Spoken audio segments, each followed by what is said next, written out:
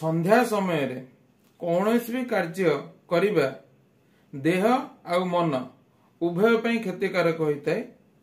केवल गोटे जिनस छाड़ी ताहा कौन पूजा करंतु, जप करंतु, ध्यान करंतु, प्राणायाम करंतु, जहाँ भी करंतु ताकू छाड़ी देला परे जेकोसी सांसारिक कर्म पाठ पढ़ंतु, खांतु, शुअंतु, जहाँ भी करंतु प्रत्येक जिनस क्षतिकारक होता है। कहीं तार कारण कौन ना संध्या समय रे सुषुम्ना नाड़ी बोली गोटे नाड़ी अच्छी आम देहरे जो नाड़ी देकी निश्वास प्रवाहित होता है।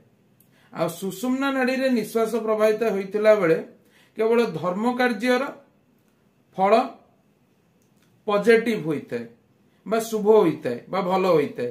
ताकू छाड़ी आमे जेकोसी